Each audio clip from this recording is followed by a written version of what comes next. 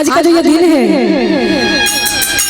जिनका तिलक है, उनके चाचा, उनके भैया, उनके फूफा जी, उनके मामा, सबके लिए आज शुभ घड़ी है। क्यों पता है? क्योंकि आज से विवाह का जो ये पहला रस्म है स्टार्ट हो गया और इसके बाद उनकी शादी होगी। तो भैया पढ़ने सूत्र में बंधने जा रहे हैं। आइए उससे पहले कहना है क्या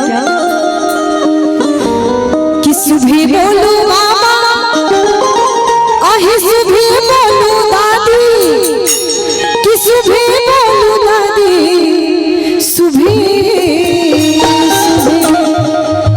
कि हे सुबह सुबह।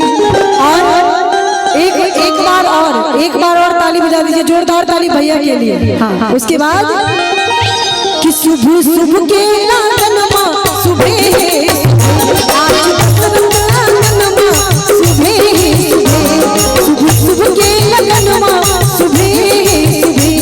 आज दशरथ आंगनमा सुबह सुबह बोलो बाबा, सुबह बोलो दादी, सुबह बोलो दादी, सुबह सुबह बोलो बाबा, सुबह बोलो दादी, सुबह बोलो दादी, सुबह हे सुबह आज दशरथ आंगनमा सुबह, आज दशरथ आंगनमा सुबह।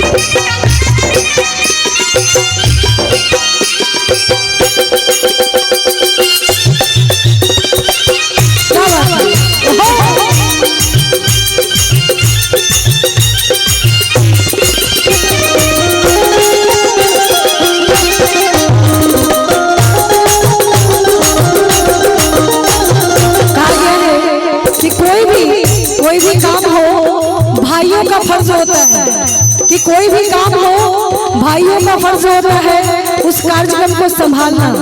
ताइए हमारे दूल्हे सरकार के जो भैया हैं उनके लिए मैं एक लाइन कहती हूँ, सुबह बोलो भैया, सुबह बोलो भाभी, सुबह बोलो भाभी, सुबह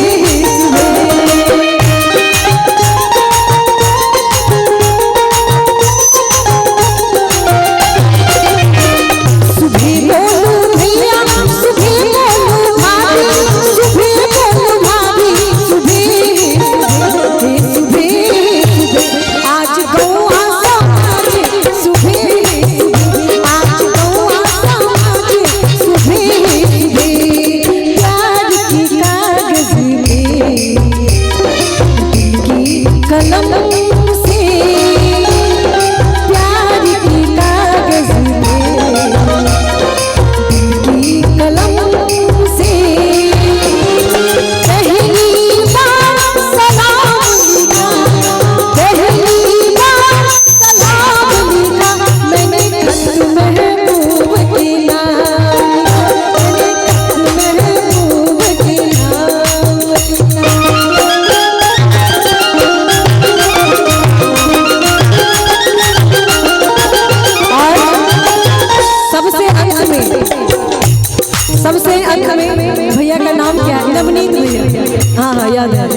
आइए जिनका आज तिलक है, यानी कि हमारे नवनीत भैया, उनके लिए एक लाइन कहना चाहूंगी। सुबह बोलो दुल्हा, सुबह बोलो दुल्हा,